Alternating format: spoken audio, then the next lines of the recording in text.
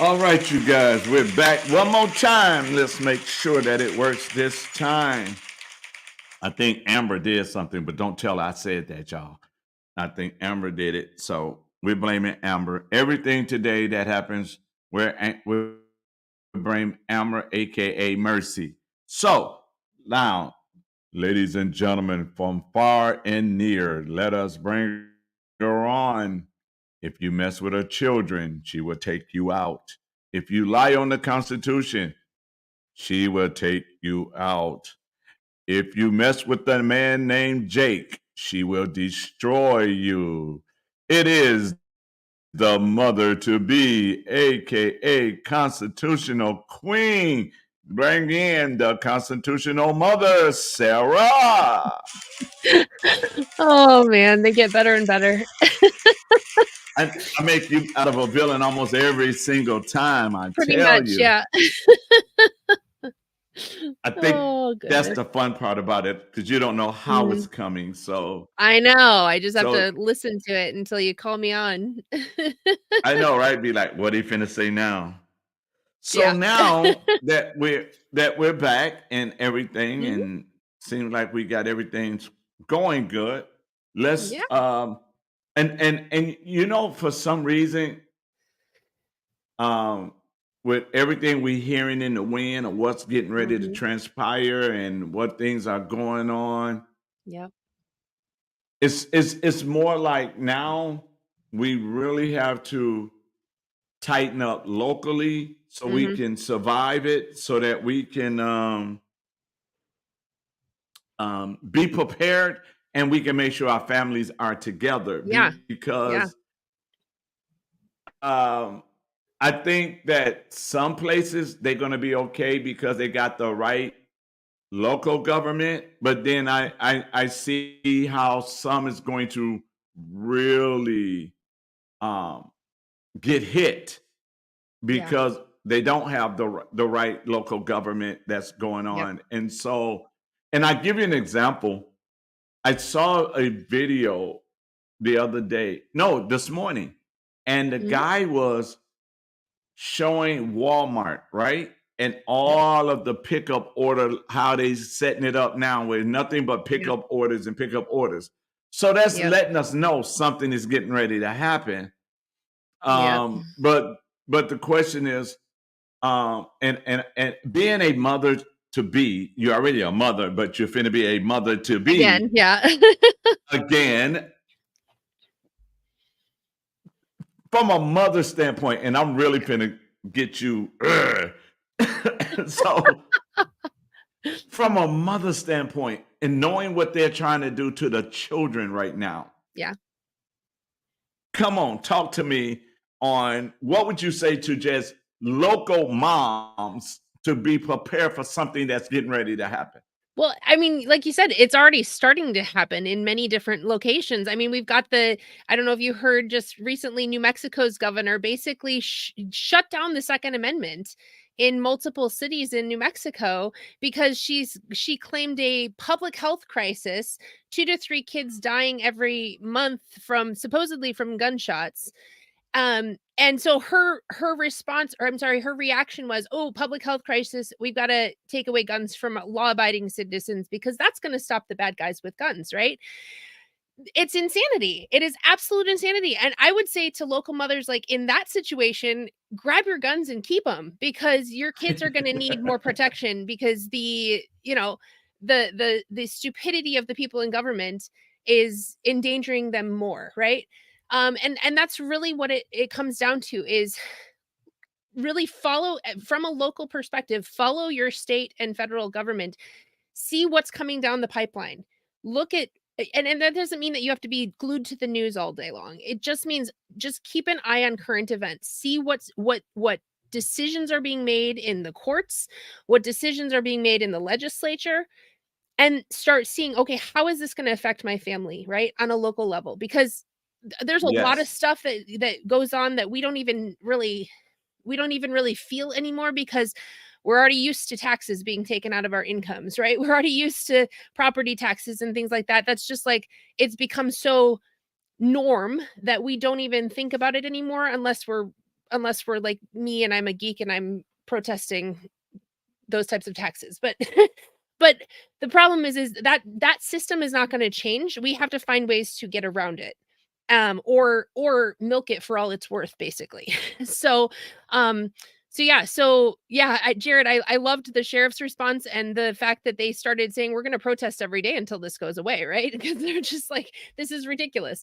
But beyond protests and beyond catching things after they happen, we need to start catching things as they happen or before they happen, right? So when we're seeing new bills showing up in our legislature that curb our freedoms, that are actively working against the American people, we need to start working on a local level to figure out ways that we can combat that. We might not be able to get that bill to be stopped in the passing, but what we might be able to do is get our local communities to become kind of, in a sense, a sanctuary from those bills, right? Um, and it doesn't work in every area. Obviously, like you said, there's going to be places that are hurt because they don't have the leadership, they don't have the constitutional mindedness. And I'm talking about all three constitutions, not just the one federal one. They don't have the constitutional mindedness to actually fight back. But the Great Awakening didn't happen in every single location in America, but it did happen on a widespread scale, right? A big Right. enough scale that it made a difference. And that's what happened in the Revolutionary War. Not every location in in the 13 colonies wanted war or wanted to go against the British. And yet we still won because we had enough people in enough locations fighting their small battles that they needed to fight in order to preserve and protect our freedoms and liberties.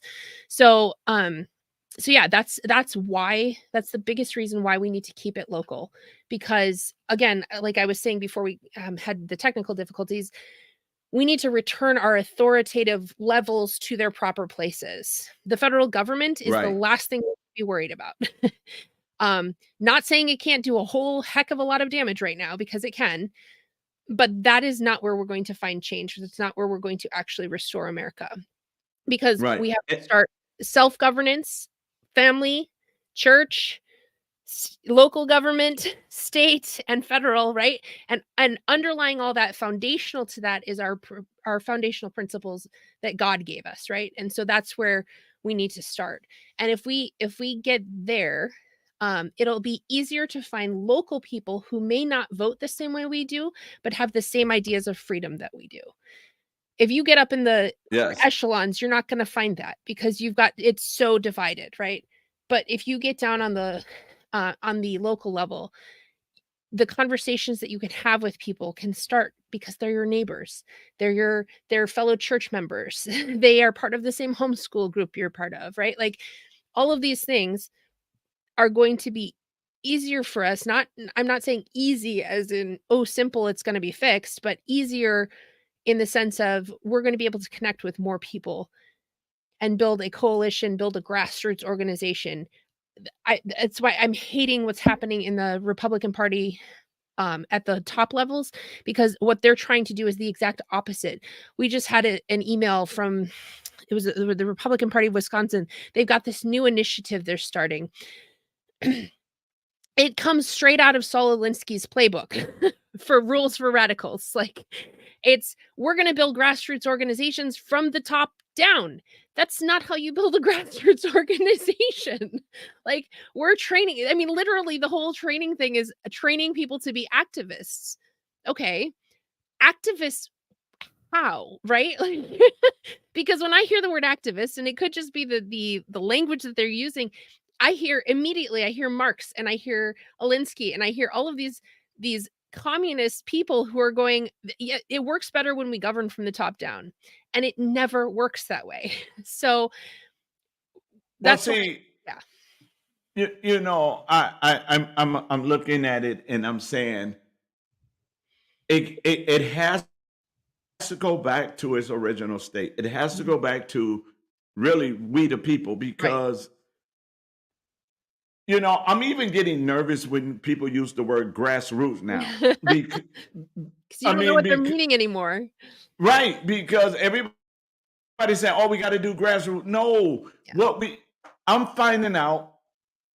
I'm having conversation with people in the city of Milwaukee who actually don't even really know what's going on today. I mean, Yeah.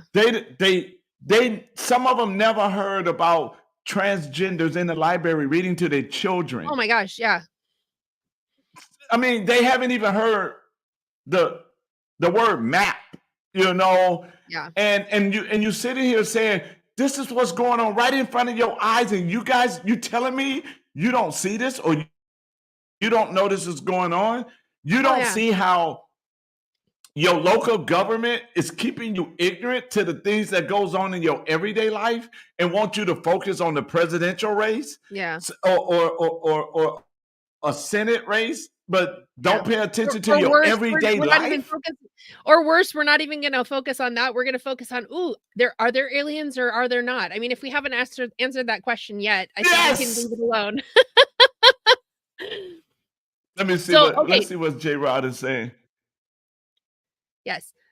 Okay. So, self-governance, that is, and this is where it gets down to, we need people in each community who are teaching what self-governance means from a biblical perspective, because we have a lot of people who claim autonomy over themselves, and that is a completely different concept. Autonomy means I own myself completely, and there's no external force that has any control over me. That's anarchy, basically. I can do whatever the heck I want, when I want, how I want, right? What we're talking about is, it's in self-governance, is an acknowledgement of a higher or an external authority over us that has given us a moral standard to follow, and we then use that moral standard in order to govern our own behaviors, our own actions, our own thoughts, and our own our own way that we interact with the world. And we are doing that based on a higher or external moral structure that is outside of ourselves. Autonomy is an internal moral structure. It doesn't work. It's logically, it leads to anarchy. Self-governance is based on the foundational principle that we were made in the image of God, that He was is our creator, and that through that He has granted us ownership over ourselves in order to fulfill His will and purpose. This is straight out of John Locke. If you read any John Locke and his treatises of government, he talks about this. So that's the difference. So right now what we have in America is this autonomy thing where we're basically I don't know, all of the different acronyms. You only live once, like all of those things. And that has nothing to do with responsibility coming along with those rights and freedoms that God has given us. It's based on what the government says we can or cannot do, and whether we're part of a special class or not, right? So yeah, so that's the biggest difference between self-governance and autonomy. And I would just say that would be the easiest definition, is basically just saying that self-governance is based on an external moral standard. And I mean, if they want to call it God, if they want to call it whatever, but there has to be an external aspect to it, or it doesn't work. It becomes anarchy. Right.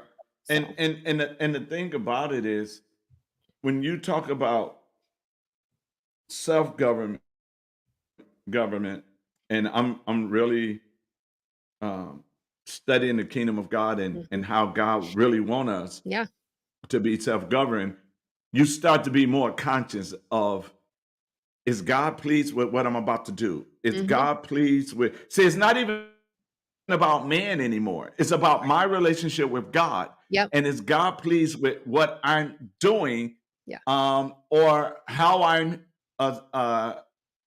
dealing with someone else that's in need, or need to be corrected, right? And right, so when we really start talking about self government and mhm, making sure that it's between me and my God, mhm, it's so my relationship between me and my God will how should I say, pour out onto you and everybody else because of my self-governing. Now, Yeah, if I will allow someone else to govern me, then I got a problem because what they might want me to go along with, I can't go along with. exactly. Or what they might want me to do, I can't do. Yeah. And so when we look at um, individuals, and this is something that, like you said, it should be taught at home first, Yep. but then it should be taught in the church how Yep. to self-govern, right? Yep. And we say to people, okay, this is what God says about how we make decisions, right? When we make these decisions, we do not. Our job is to, okay, let me slow down because I get excited when I'm starting to talk about stuff like this. Yeah. Same here. Our, our job is to protect our children. So when we was coming up, our parents protected us by not allowing us to see certain things, right? And even though they had pornography back there, we didn't know they had pornography back there because they didn't allow us to get involved and to see those kind of things. So when we allowing and we saying it ain't hurting nobody, when you're allowing transgenders to read stories to your children or parade around and things that they are parading around in, now not only are we not self-governing, but we're not doing what God has taught us Right, exactly. or instructed us to do when it comes to children.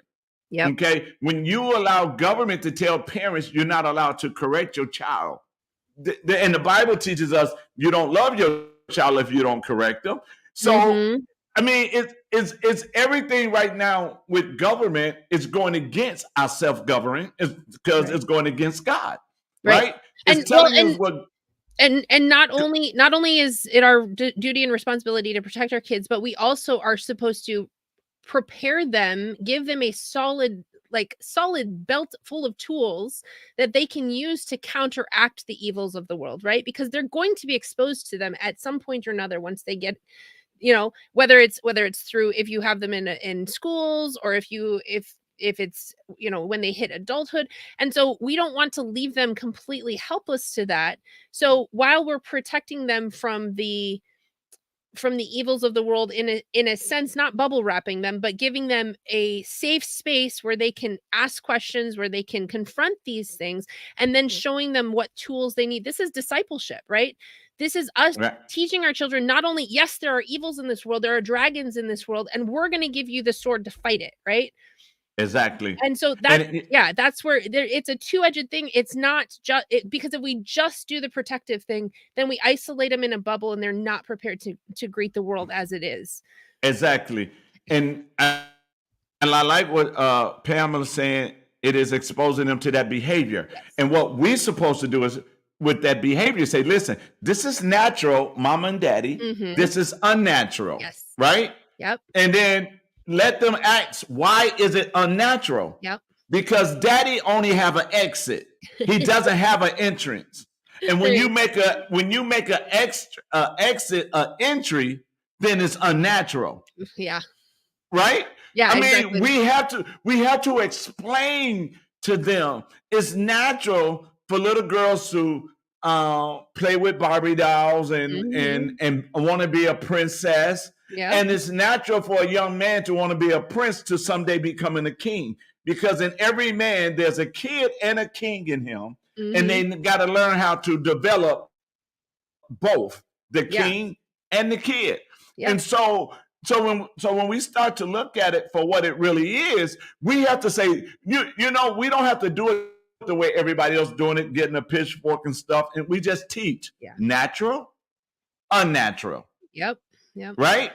Yep. It's not natural for a 6-year-old to think about sex. That's not natural. Not at all. It's not natural for a kid who's never experienced sex to start saying, "Oh, suddenly I'm bisexual or I'm pansexual or whatever." They don't know what that means. They've never experienced that aspect of their lives. They've just been taught it by their peers or by whoever, whatever their influences are in life. And they have no clue what they're saying. And so then instead of like the government wants to do is just encourage that and say, "Oh yeah, let's explore that some more."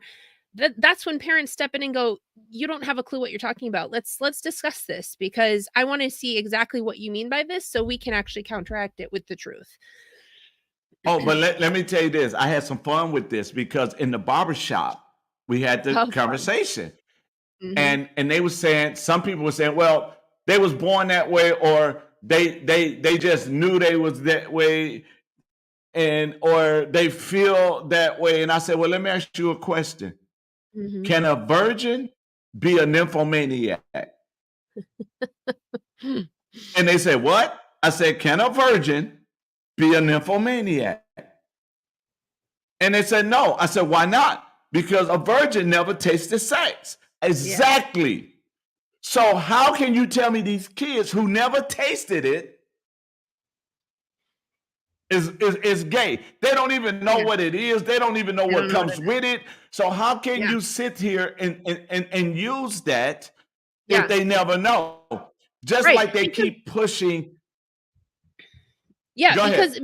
because the idea of okay, so let's deal with the homosexual thing for a minute there.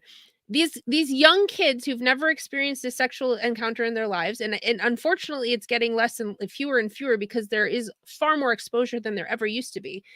But these young kids who've Right. never experienced a sexual encounter in their lives are equating a how should I say it? A healthy aspect of connection with other people to a sexual attraction, right? So Mm-hmm. instead of looking at your say okay, so say it's from a girl's perspective and she's looking at other girls in her life and going, I must be sexually attracted to them because I feel this connection, right? I feel this pull towards them. Instead of looking at that and going, "No, maybe it's just because I'm more connected to females than males." Like there are women who are more connected to males than females in their regular everyday. I grew up with like hung out with my male cousins far more often because I didn't like listening to my female cousins go on and on about their boy crushes and makeup and it didn't appeal to me. That didn't make me that didn't make me sexually attracted to these males in my life. It was just I connected more with them on a relational basis, right? And so Uh, a lot of these young well, girls or guys who are supposedly experiencing this sexual attraction to the same sex are actually just confusing what a what a normal relational connection is, right? right. Just I just like here's a good example.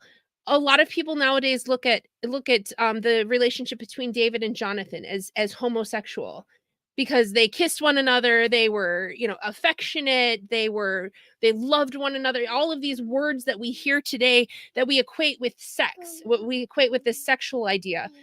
No, they were close as brothers.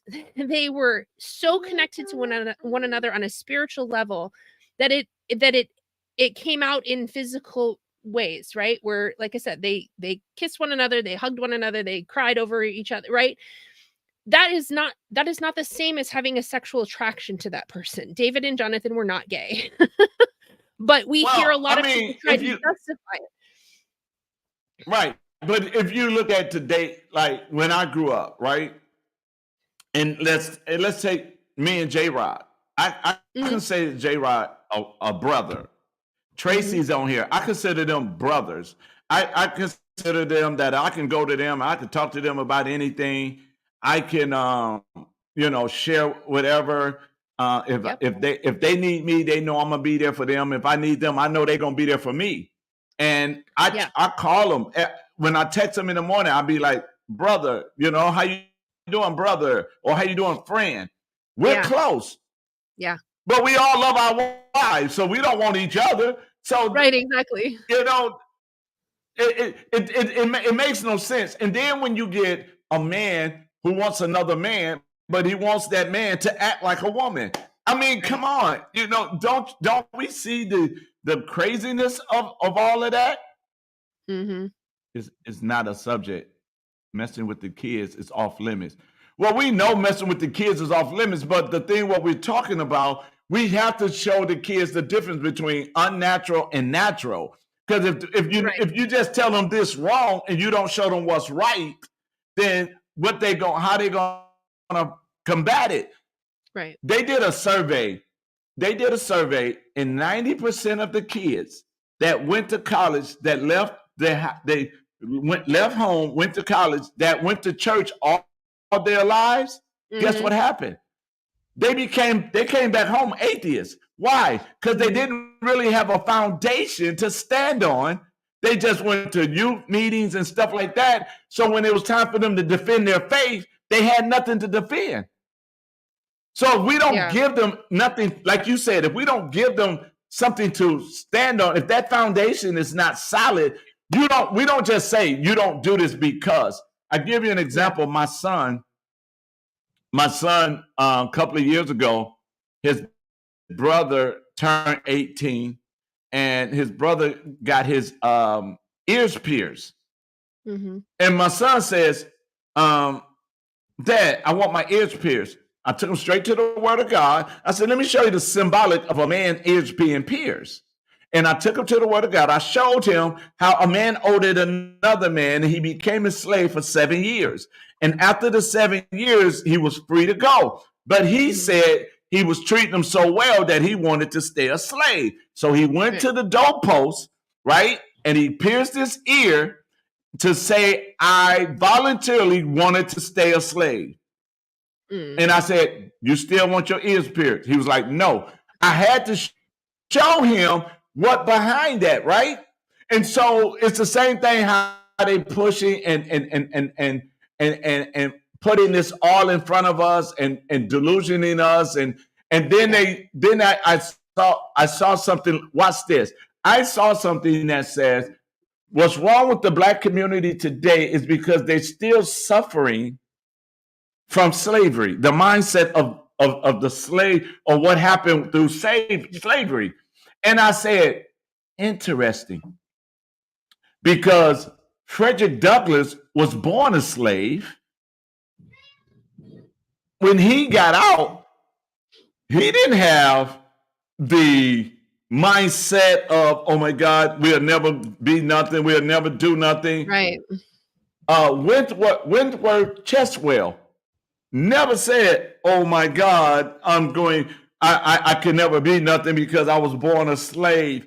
The 7 that became U.S. Congress and U.S. Senator, some of them are ex-slaves. So why are you pouring that garbage on us to say, oh, this is due to slavery? No, it's not. No. It's due to what you're listening to. It's due. You can't see. So here, I'm just going to push back just slightly. Yes, it's due to slavery, but a different kind of slavery. It wasn't the slavery between the whites and the Black people, right? It was the slavery of the mind of these people saying, this is the way it has to be. This is the way it always will be, right? It's that mindset of saying we can't change things. It's that mindset of saying, Rustin, live and let live, right? We cannot force other people to make the right choices, to do the right things, and to become followers of God. At the same time, there's a difference between freedom and licentiousness. And right now, what we have in America is licentiousness. Yes, we can give them the choice to do what they want in private. The problem is it's not private anymore. And that's where we get the damage to that's where we get the damage to our children, because we have made it a public, we have publicly condoned it through our government legislation, through through the church pulling out of the public sphere and basically saying, well, yeah, you can live however you want to live, just don't mess with me, right? Like, that is not the right attitude that the church needs to have. And like I said, I'm not condoning that we force these people over the barrel of a gun. I am saying that there is something to be said for, we have allowed America to basically fall into godlessness and basically and given the government over to become our God, that we no longer have a moral standard outside of ourselves. And so then we have to say, oh, we can tolerate your behaviors. How do you answer a mother whose child has been indoctrinated by the schools, he grows up, he becomes an adult, and he decides he comes out of the closet and says, "I'm gay." And then everybody lambasts her because she refuses to go to her son's wedding. Does that mean that she loves him less? Right? But see, Like, no. here's the thing with that. This is not loving our neighbor as ourselves. This is why they're the two greatest commandments. Love God comes first, and love your neighbor Right. as yourself. You don't love your neighbor as yourself when you are actively, openly condoning sin. Right. So, But see, and here's then hold on, the thing that we have. Rustin, he had said one other thing just back. I just really wanted to touch on it real quick. It had to do with he said something about women not coming over on every ship. Where was it? Yeah, women didn't come over on every ship in America, so they all had. Okay, that is patently false. I'm going to say He yes. said what? I'm trying to find it. It's at 10:44 a.m. is when he posted it. It was the one you posted up for just a second. 10:44. Yeah, that one. This one? Yes, that one. If you're telling me that every guy who came over on a ship without women managed to practice homosexual behaviors because they couldn't keep it in their pants, then that doesn't tell me a whole lot of good about men. That tells me that they have absolutely no self-control, even if they choose to believe in God, that somehow they're just that's exactly where the purity culture got their thing, that women were supposed to control men by being faithful wives and giving their husbands sex whenever they asked for it. Like, that is such a false attitude about men. Men can keep it in their pants. They can have self-control. But wait a minute, Sarah. Wait in the Bible. Wait a minute, Sarah. Wait a minute, Sarah. I'm gonna sum it up for you, because that one, it was so far-fetched.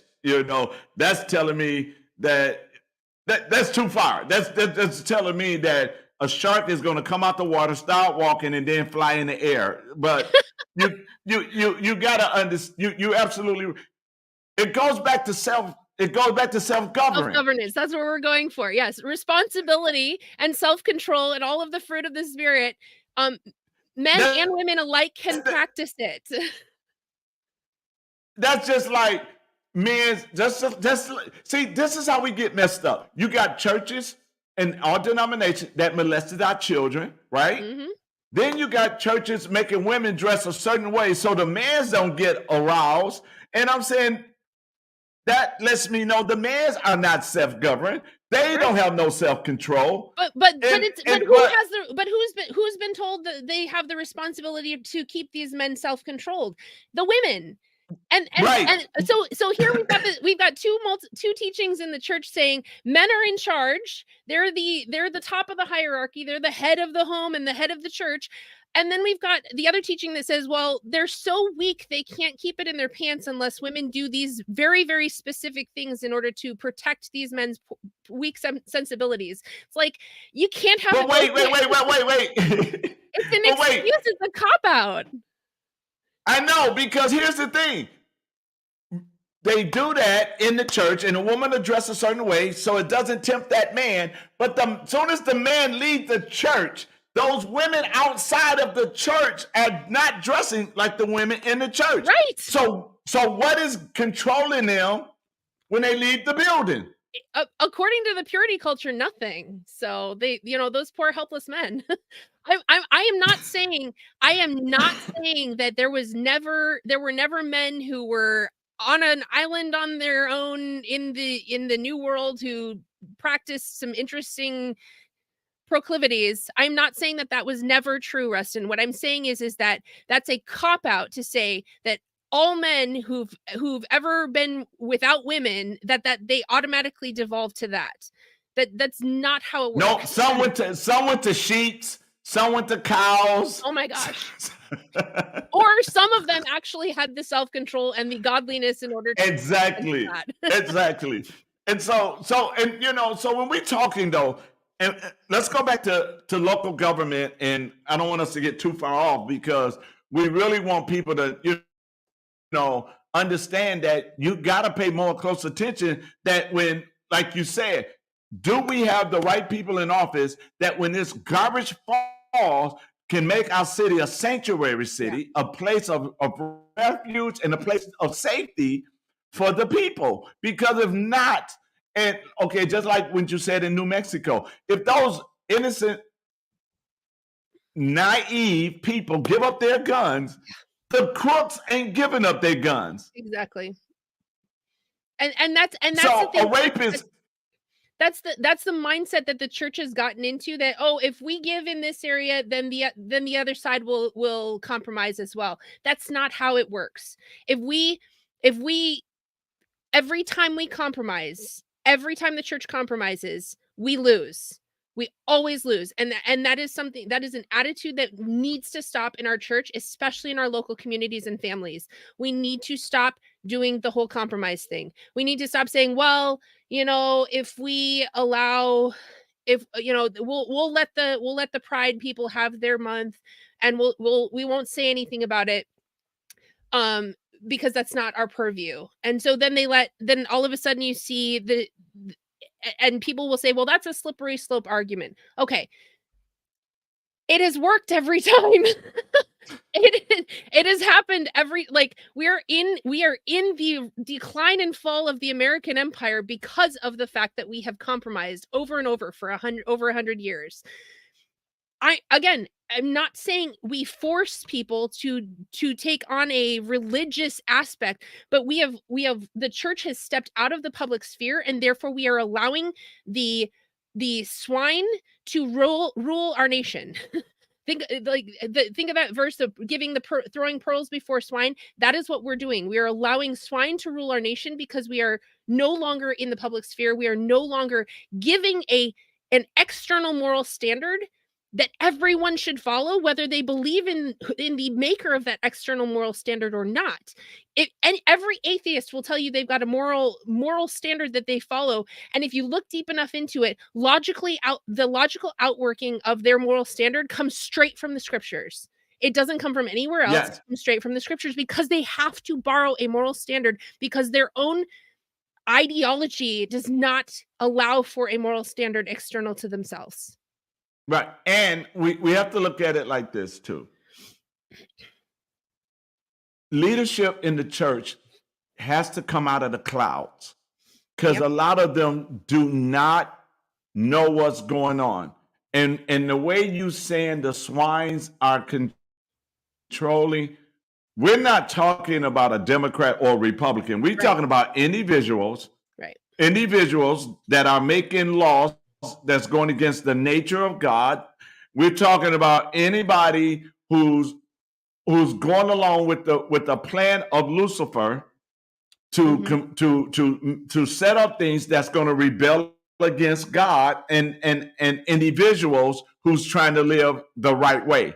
And so when we allow, and it's again, it starts locally, when we allow local people that we know who's not living or who's not considering your rights for your freedom, your self-governing, your decision-making for your family, when we allow those local people that we know that is not going to do anything to protect my freedom, because that's why we allow you, that's why we elect you in the first place, to protect our freedom, to make sure nobody trends on it, to make sure nobody forced me how to run my household. So, but we have not done that locally because we was programmed that it would all happen in the White House.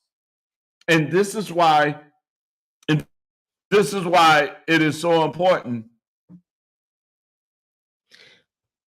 100 people have 100 different needs. I would be curious to know your definition of needs, because everybody has the same needs. It's our wants and desires that are usually different. Like, we don't, like, if you're talking about needs as in relational needs, if you could define that for me, because I'm having a hard time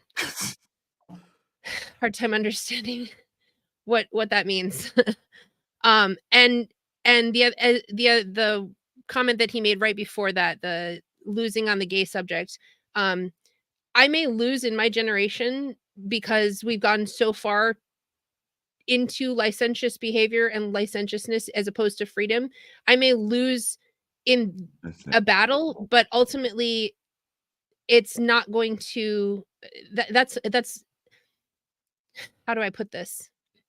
You can't pick. Oh, whoa, whoa, whoa. Let me jump in this while you doing that. Let me jump in Okay. this. First of all, there is no loss in a gay subject because if you say you standing for God, there is no debate. Yeah. There's no. It's the same thing that God says about a liar. It's the same thing. It's no debate. You can't say, "Well, I told a little white lie." No, it's. I mean, either you standing for God or you not. You Right. know, Okay. and so The phrase that stood out to me though was the "you can't pick love" now differently. that scares me. Love is not a feeling, it's a choice. We choose. We can have infatuations, we can have, the initial feelings of attraction to somebody, but love is a choice. When I married Jake, I But didn't. wait, Sarah, wait, because I got him. He says, let's go. Let me pull it back up because I want to make sure I say it right. What he said, You can't pick you love. can't pick love. Now, when we first started this, he says hands off the children, right? Right. So how you gonna say hands off the children when the map people are saying they in love That's where I was with the going. children? That's where I was going with it. Like, I, yeah, the minor attracted persons who say that they just can't help. They just can't help choosing help but love young children in that way. That's not love. That is sexual proclivity. That is a completely different thing from love. Sex comes with love and it can come without love. What love is though is it is a choice. You make a choice to love. You do not feel love. You have feelings of attraction, you have feelings of infatuation, you have feelings of lust, you have those are all feelings. But love itself is a choice that you make. That's why it's a commandment from right. God to love God and love your neighbor as yourself, because it is a choice. You do not you do not feel love, you choose love. Because there are many days I can promise Exactly. you I don't feel like I love my husband, but I choose to love him regardless, because that is the vow that I made before God when we got married. So, yeah, Exactly. And so when you that that that that's why that is that's why that is a losing battle when we constantly are arguing that love is or that love is a feeling and that we can't choose it. wait, That wait is a losing what battle for me.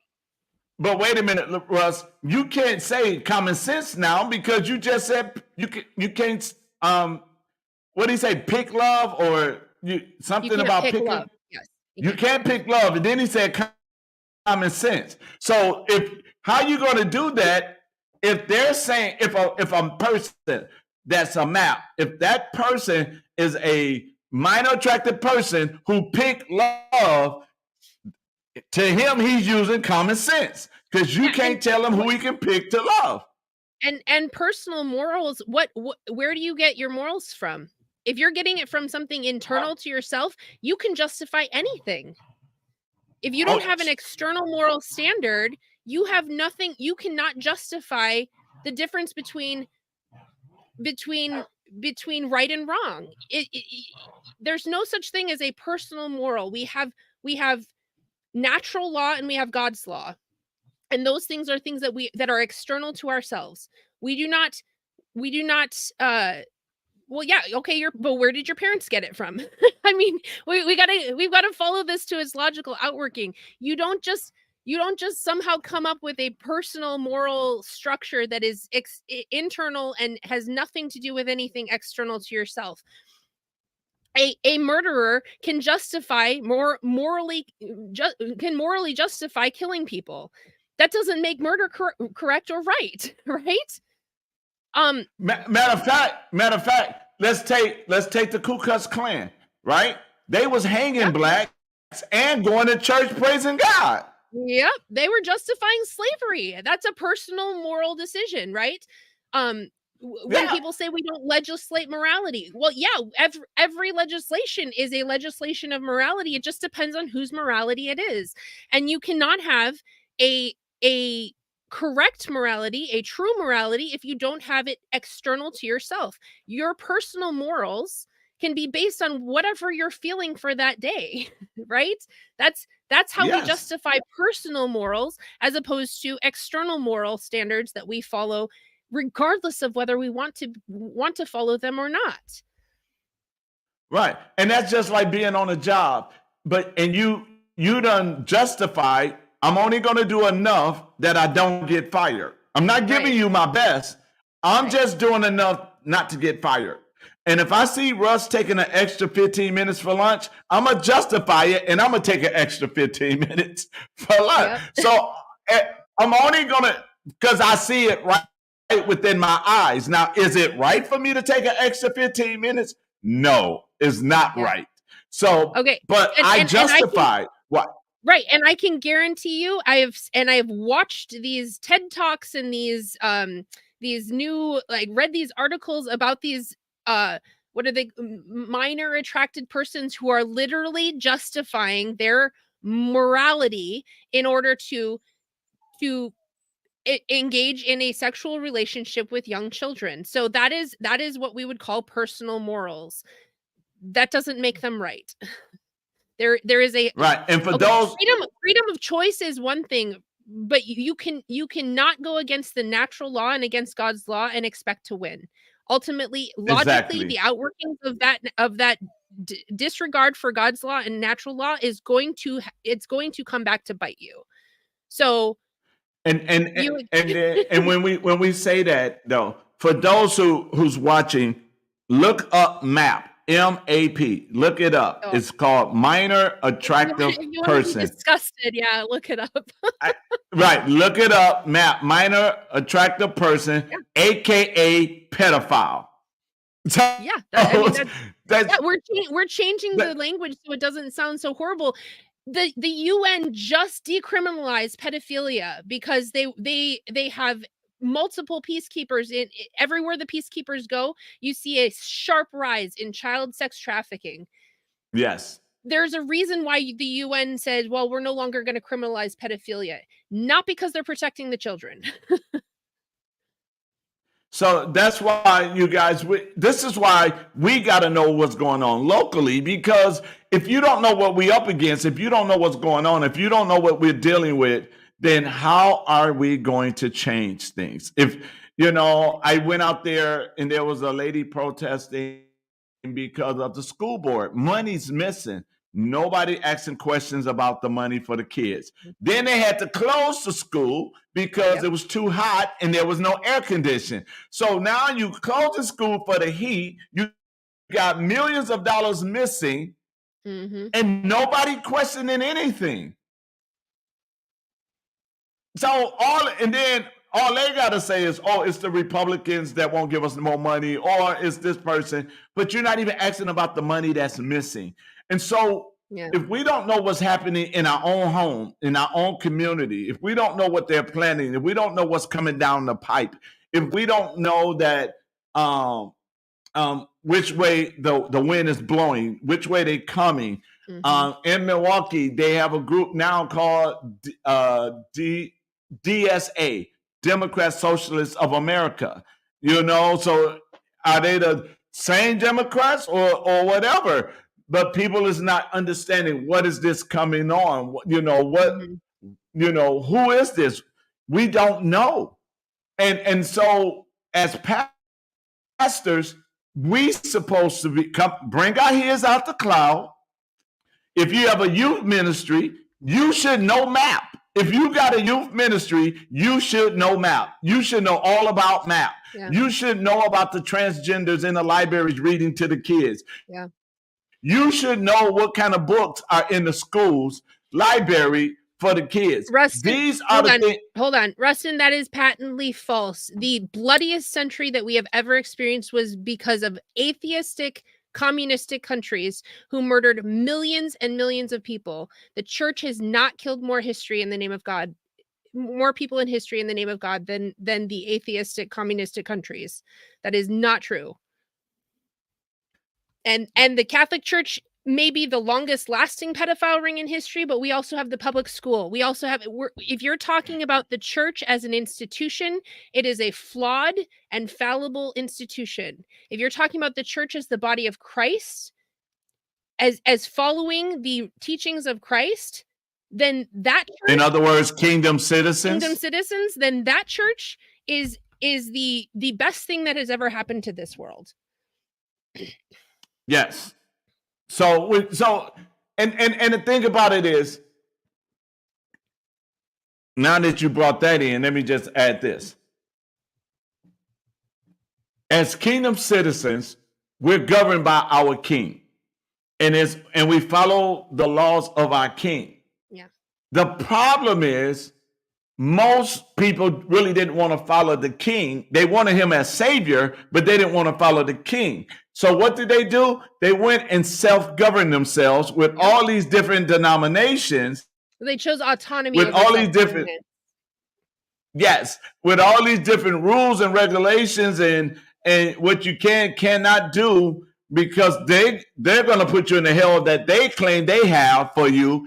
And so you cannot just say these things. What we have to do is we have to look for, even Christ came out and against organized religion, is called them generational vipers and everything. Yeah. So we cannot just say that. We have to start within, each one of us has to start within ourselves, and because we cannot judge a religion based. We cannot judge a religion based on its flawed followers. We have to judge a religion based on who founded it. Right? Christ founded Christianity, or founded the kingdom, I should say, and that is the person we should be following, not the fallible, flawed people who have gone against his teachings to do exactly the opposite of what he said. Yes, and that's why Christ said, you shall know them by the fruit they bear. You should know them. But see, and the thing about it is, and I don't know how we got way over here, but, we're talking about protecting local, our families right now. We're talking about protecting families from a local stance, because if we do not protect families from a local stance, and they got us focused on, like J-Rod said, the court system, the fires, and all this other mess that they're doing while they're creeping through the back door, changing things that when you open up your eyes, you're gonna be like, when did this happen? And you don't know it's happening simply because of the fact that we have not paid attention to home. We haven't paid attention to everything that they're doing at home. So as we, he done started you to do something. So I know you finna pull it up. So while you pulling that up, let me keep saying this then. It is so important, and I say this not just for the city of Milwaukee, but I say this for every city that has local elections coming up in 2024. It is so important that you make sure you grab the right people to make sure that when things fall, because it's going to fall, that your city, your local government are in a position to protect you as they supposed to, and make your city a sanctuary away from the madness that's coming, because it is some madness that's coming. I guarantee you it's some madness that's coming. There's so many companies are starting to close many stores. Did you hear about that? How they're closing many stores. Why? Because they're saying another recession is coming. But why that recession is coming is what we got to ask ourselves. What is really going on? And so we got to protect ourselves. And the churches, we need to be in a position that we can help those families that is not going to be able to help themselves. That is exactly what we have to do, because if we do not, then we have failed God in helping his people. Because it's not about just going in the building, shouting and dancing. Definitely not. It's more to it than that. All right, what you got? Because I know you don't win and got something. What you got? So I mean, if you're gonna argue that the Bible is incomplete and everything like that, then I guess you're gonna have to argue that Jesus, when he talked about listening to the laws of Moses and the laws that were given to him by God, that must be false as well. So Jesus must be lying. So I guess the whole view of Christianity then is completely false. But we're going to go back to Exodus, where it actually states God spoke all these words and he gave the 10 commandments. And then later on he goes up and he says, "Come up and I will give you the tablets of stone with the law and the commandment which I have written for their instruction." So you're going to tell me that that's a false claim, that God wrote on the tablets of stone the law that he gave the people? He did write rules. He wrote it when he created the heavens and the earth, and he gave the first commands to Adam and Eve in the Okay, so garden. what statement are you coming back on? So it says, it's the second from the last statement Rustin made. God didn't write rules, man did, and we follow it without question. He created the world and Wait. See, he contradicted himself again. Right? He says God didn't write rules. Yeah. Then he says God says to worship that him. seems like a rule So thing. if God, but where did you get that though? You got that from the 10 Commandments. Yeah. So how you which God wrote on tablets of stone for Moses to take to the people. So right. So how is it and that which 2,000 years later Jesus Christ stated all of these things that Moses told you are true. Like, so I mean sometimes so many people got misled through religion and going to different churches, and then they get mad and then they say, well, God didn't really say that. No, you need to go down and find you a quiet place and pray and ask God, and God will share with you what he said and what he didn't say. But the thing about it is, each one of us has a piece of God on the inside of us. That's why when a baby is born, that baby can be a year old, almost 2 years old, and crawl his way to the table and look at you before he finna do something mischief. So he already know within himself, what I'm about to do is wrong. I'm just gonna see if they're gonna say something. Multiple verses that talk about the law of God written on our hearts, right? Like, how did they get written on our hearts if not because God wrote them there, right? Right. Yeah. And if that's and because all of us have a little piece of God on the inside of us, we have to be taught how to hate. Because you wasn't born to hate. Right. They had to teach you to hate. Yeah. They had to teach you to despise a color. They had to teach you to despise a male or female. That was taught in you. Yeah. So a child, you put 3 babies from 3 different ethnic groups together and they're gonna play. Mm-hmm. Yep. So those things, that everything that's not of God was taught. Yeah. So how are you gonna? I don't know. Let's go back to local government. I don't get it, because we say things and then we look at things and then and then it's like, oh, there was never no rules. So God sent the flood because he didn't have no rules, but they was breaking rules. I mean, yeah. I'm not getting it. I'm trying to understand it, but I'm not getting it. And I mean, again, I would say that if you doubt that the law of Moses, or that the scriptures were incomplete, and remember, Jesus didn't have the New Testament when he was living on earth. He had the law of Moses, he had the prophets, and he had the books of wisdom. And he states that multiple times. If he didn't think it was complete, then why did he mention it as stating, these are the things you need to follow? These are the laws you need to adhere to. And so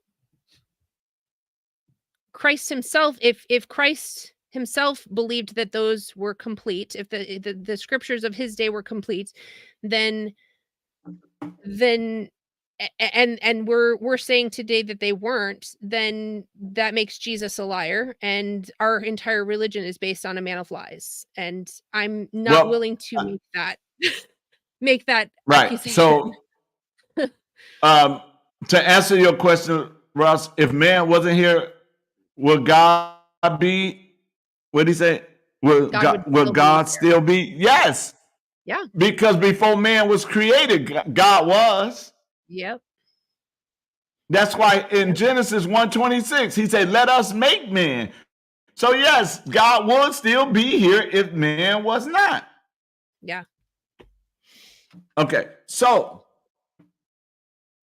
they are talking about all the information that's coming down the pipe. I was sharing Mhm. with someone yesterday.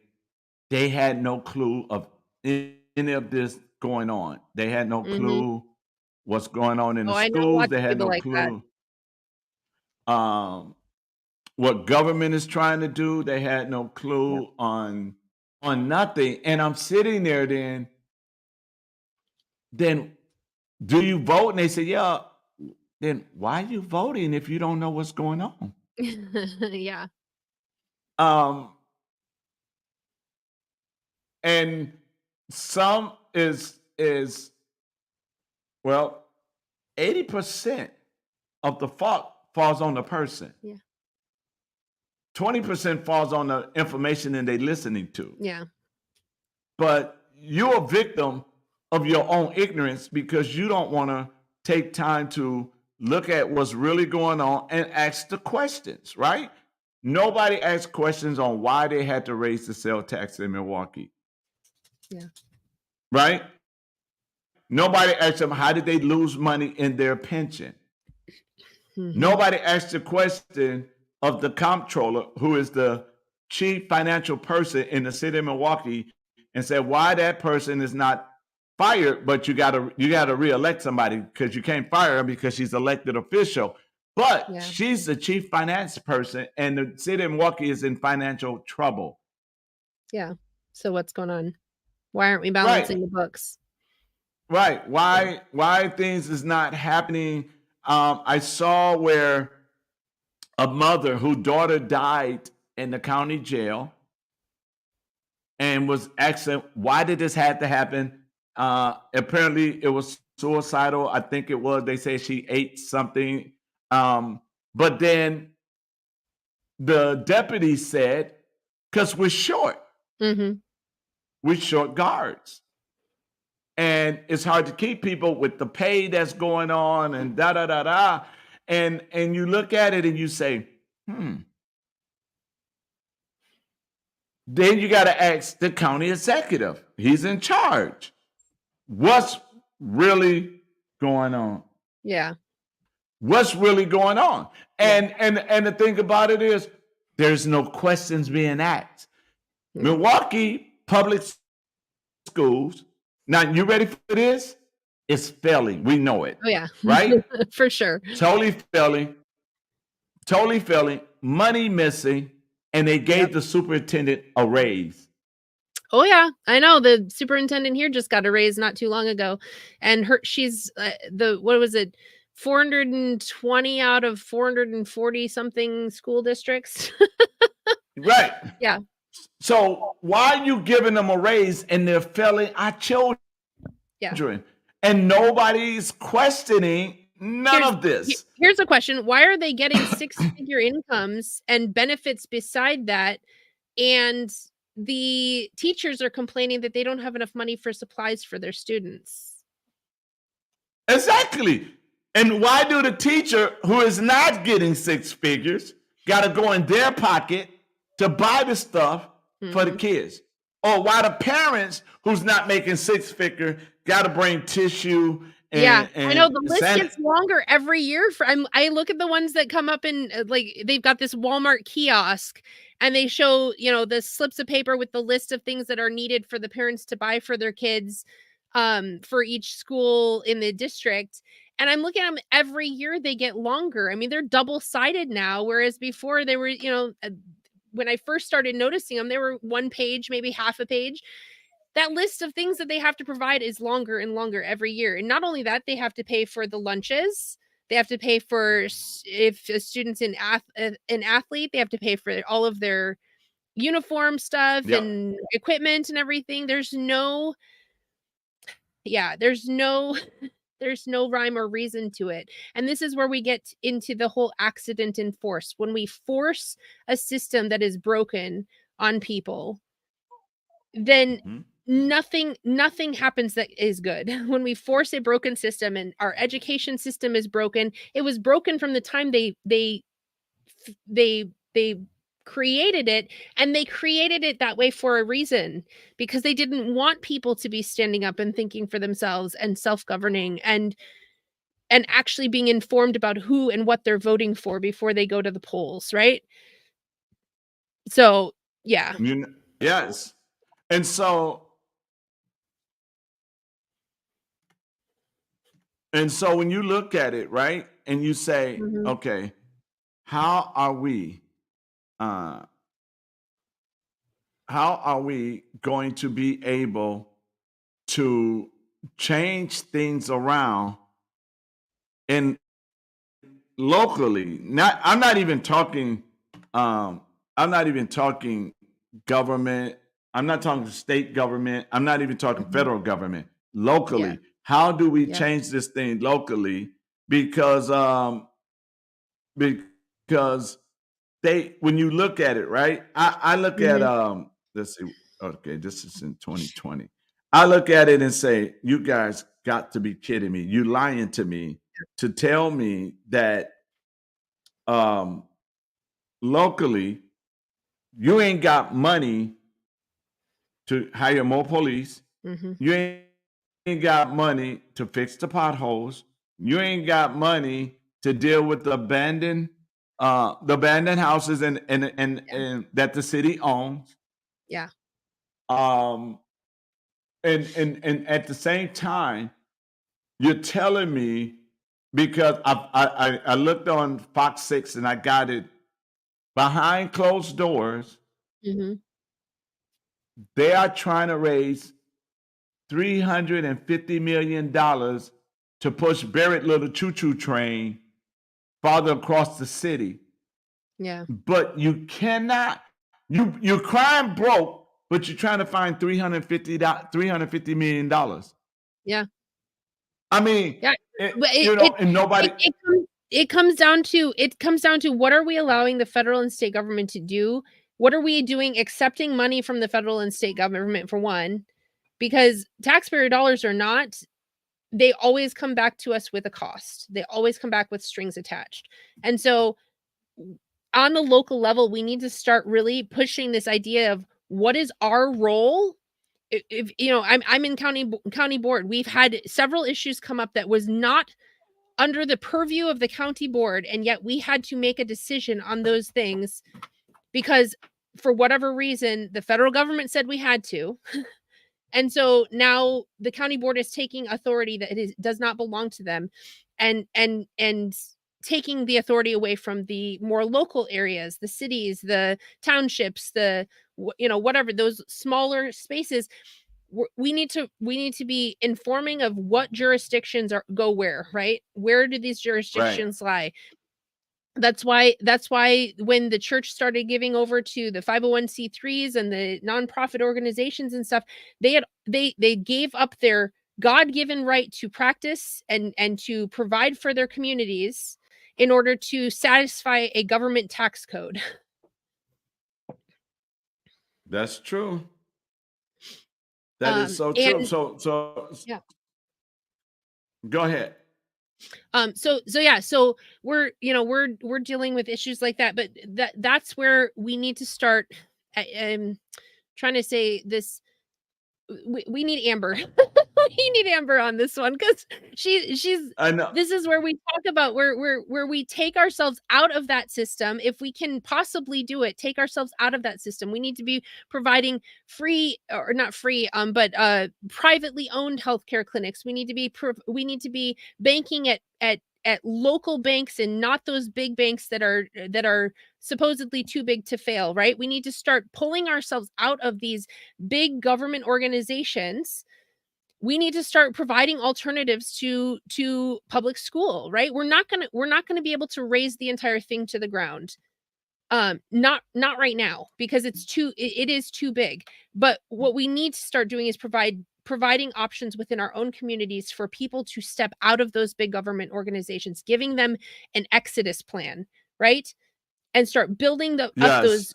those local coalitions, those local grassroots efforts in all areas of life, in community, in family, in education, in politics, in all of these things, and start putting people of integrity in these leadership positions. We need to start putting unimpeachable people in these leadership positions, not perfect, but unimpeachable, and giving them other options to pursue other than the gross mismanagement of the government organizations that we've got. Oh, yes. And so I'm just pulling up something why, you don't, you know how you do things. So, Yeah, you need to be changed. so I'm just pulling up something. Give me 1 second. Yep.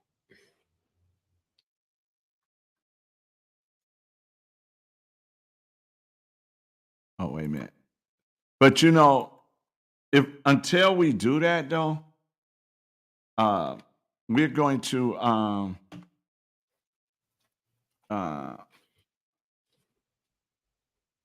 we're going to be messed up because Yeah. we really gotta start to inform, Yeah. educate, but the people gotta wanna know. Mhm. They gotta wanna know. They gotta wanna know. Uh, Government was what let's see. made homeowners more dependent on big pharma and big energy. I'm not sure how government's going to help fix the very problem they caused. Right.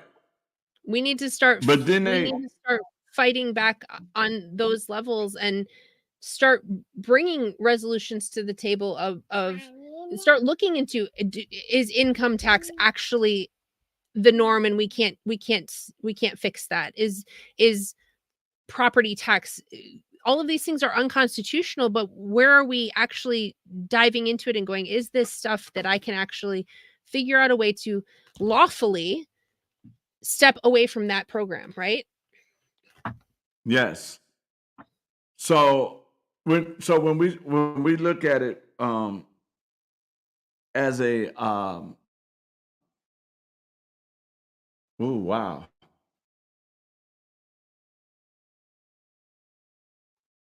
I like that one of your words you said just stuck Mhm. in my head.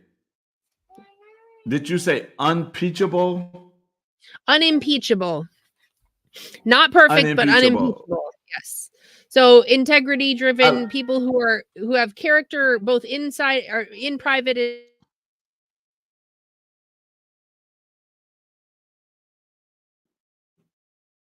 and Sorry, I'm dealing with oh, a okay. 3-year-old Go. right now. So I'm back and forth a little bit. Oh, And I okay. don't know Go where the ahead. rest of my kids went.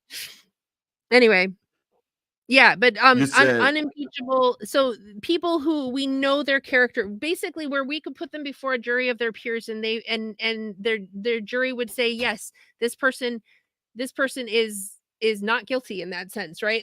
But in a way where it's like, it doesn't mean they're perfect, it doesn't mean they always make the right choice, but it means that they own up to their mistakes, they are basically anybody who's not in government right perfect. now. That's good.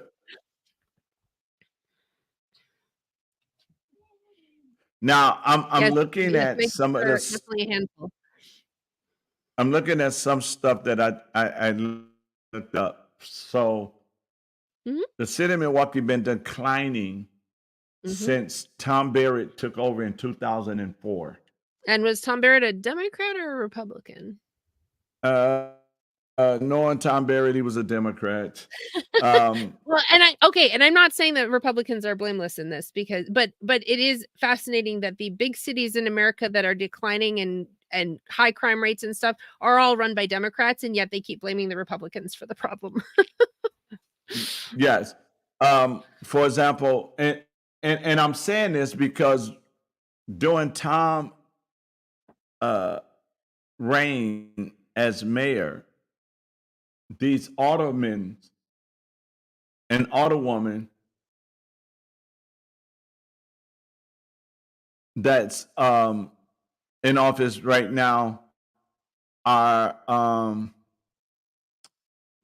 a part of the same problem because Yeah. they was there with him. For example, economics. Economics, we already know how bad it is Yeah. in Milwaukee right now. Crime Yeah. rate with the crimes that's going on.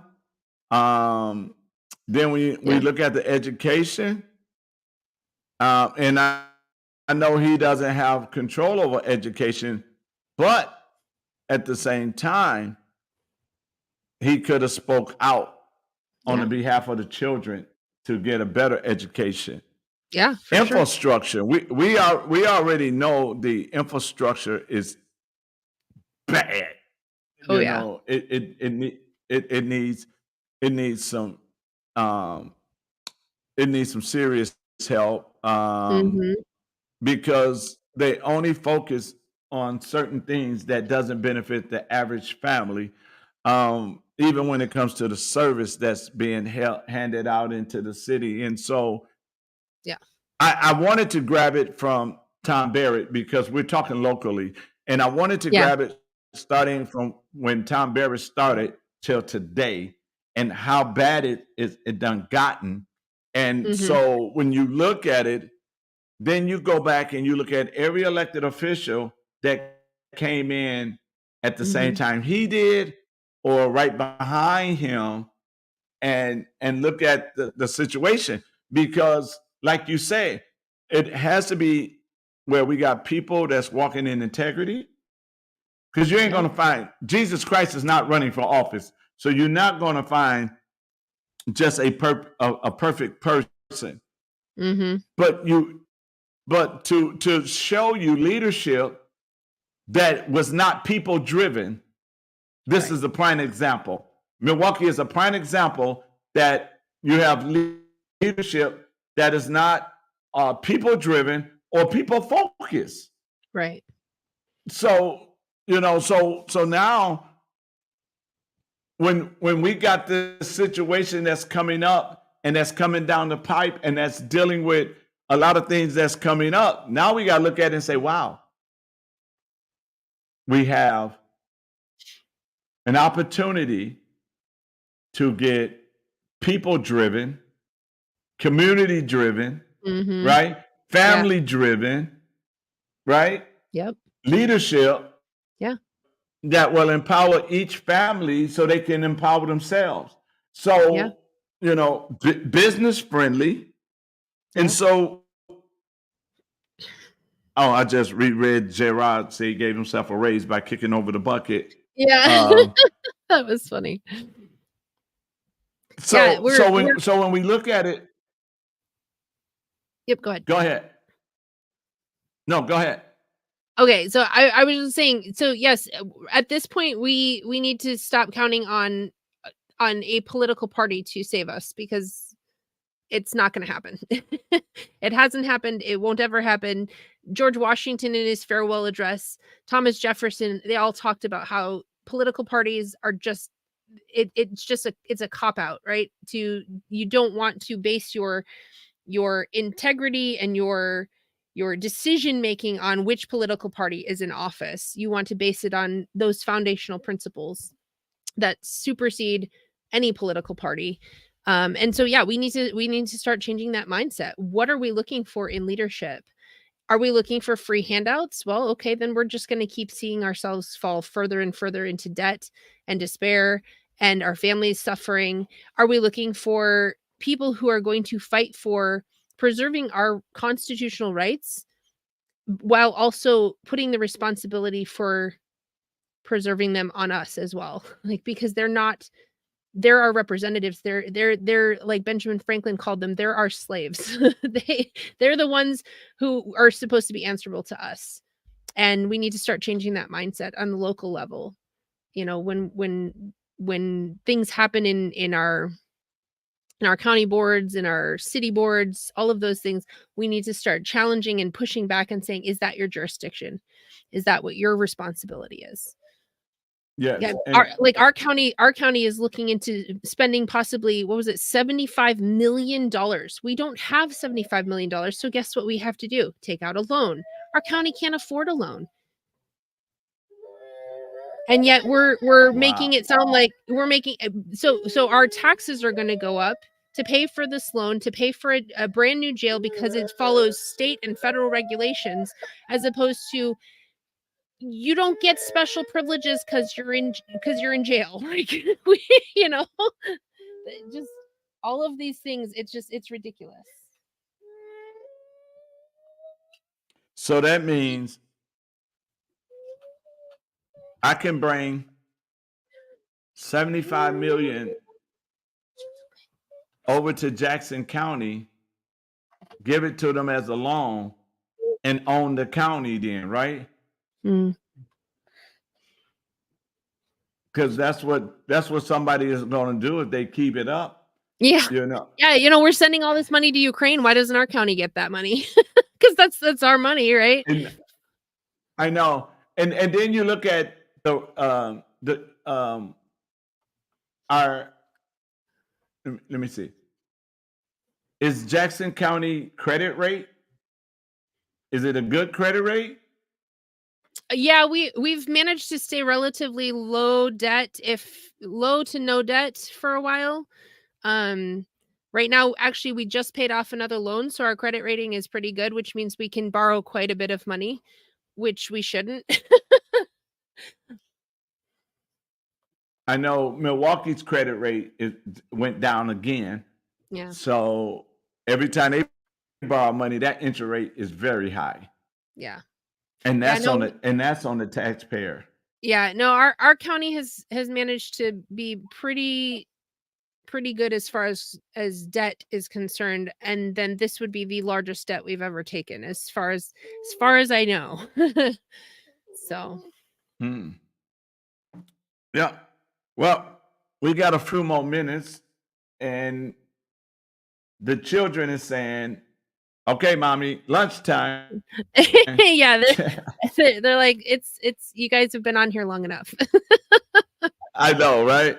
Yeah. So go ahead and give your final thoughts, and then I don't want you to get jumped by the children. So I have a quote. So let me see if I can find it. I'm reading a book called Foundation by Isaac Asimov. It's actually science fiction, but it's based on this world where basically the how do you go? Basically, it's run by science and by what they call psychoscience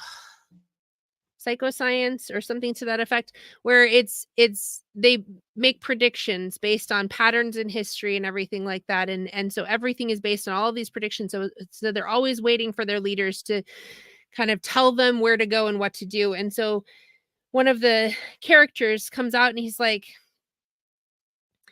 don't forget this. Even though he could foresee the problem then, we can see it equally well now. Therefore, if he could foresee the solution then, we should be able to see it now.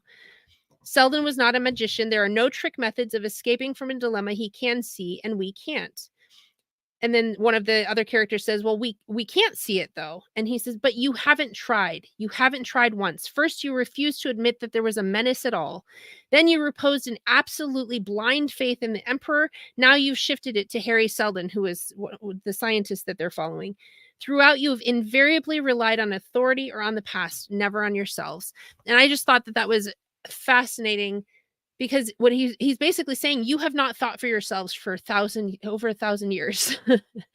And we're in this mess not because of predictions and calculations and scientific mumbo jumbo. We're in this mess because we cannot think for ourselves. We're choosing not to think for ourselves, and we are choosing not to find solutions because somebody else in their past, our authorities, have told us, well, this is the way it is and it's the way it's always going to be, right? And I find that exactly the attitude that we in America seem to have in general is this idea that, well, the authorities they'll hash it out, they'll fix it. We'll vote for one on this side and one on this side, and they'll balance each other out, instead of actively informing ourselves, instead of actively looking at the patterns of history ourselves and seeing it for what it actually is, and seeing it for the foundational truths that we're missing. And I'm going to go time and time again to the foundational truths that God is the creator of this universe. It is his universe. And if we're not following the rules of his universe, we are not going to succeed as a nation. And in order to know the rules of his universe, we have to know him. And so that's where I'm going to end it. Okay. Oh, by the way, I just want to say I have a book that I just got that is called, you ready for this? Jesus Politics. Interesting. Yes. But wait, Dr. King, Yeah. I didn't think that Jesus had politics. A king always have politics. I'm kidding. But I'm kidding. I'm being facetious. no, I know. But a king always Yeah. have politics. He established I a can't rather tell big you how. political system. Yeah, Yeah. and I can't tell you how the book is because Rosie took it first. And so, Well, good for you for letting your wife read it first. so Jake was reading a book she about got it. Jake was reading a book about what was it called? Dangerous Jesus or something like that. And I started reading through it. And I'm like, I'm seeing some problems in here. And he's like, I haven't even read it yet. So you done found problems already. And Yep. so my final thought is going to be I'm going to stay with local right now because Yep. and I'm going to use the city of Milwaukee. Our walls are down. Our spiritual walls are down. Yep. We're vulnerable to anything right now. And just like Nehemiah, I'm saddened because the walls is down. And I'm going to do everything in my ability and my power to rebuild those walls that our family are safe. Because to be honest, with what I know and what's getting ready to happen, Milwaukee won't survive 4 more years with the leadership that we have. And so I'm about to put together some Battle of the Minds events where we can sit down and we can really talk. And I'm not even saying debate. I'm just talking about here is the information. Take it, study it, go look it up for yourself. Yeah. And then we go from there. Yeah. I do want to say Dr. Duke Pesto will be in Milwaukee on Saturday, September 23rd at 2:00. Awesome. At 4858 West Fond du Lac Avenue at Latter Rain Divine Ministry. Prophetess Renee Prophet is the pastor there, and he's going to show every parent that want to know what's really going on in the education system. So here's your chance to come and get the information, come to know what's going on, and then defend your children. Because again, if we're not in the battle, or as Jason Fields would say, if you're not at the table, you own the menu. And so we got to get off the menu. We need to get into the fight and say, you know what? You fooled us once. Shame on you. Fooled me twice. Shame on me. And so we're not going to get fooled twice. Yeah. We're going to start educating, empowering the people so that we all will be able to be ready, and Milwaukee can be a strong sanctuary to help all people. It's not a it's not a color thing, it's not an income thing. It's about all of us being safe. No matter what your Mhm. lifestyle is, it's not our job to judge your lifestyle, but it's our job to make sure the people are protected. And so Yep. we just want y'all to know we love y'all. Uh, Mama Bear is got to go feed the cubs, or Mama Yep. Bear ain't gonna get no peace. So we thank you guys. We miss Amber showing up today.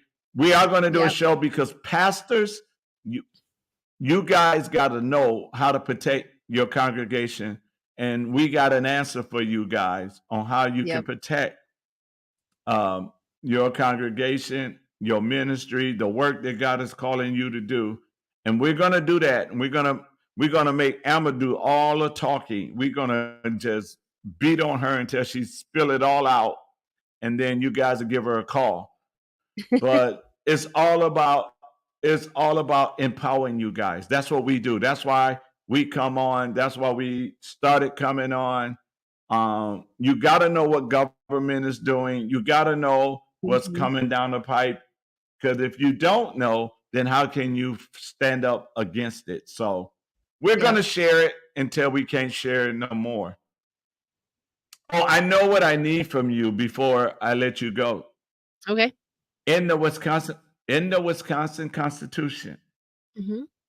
um, I forgot where it at. I know it's in there, but can you send me the part where the victims, when it comes to plea deals, Yeah. you know what I'm talking about? Yeah. Yeah.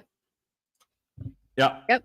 If you can send that to me, um, through instant message or whatever, Okay. I want to show a victim their rights.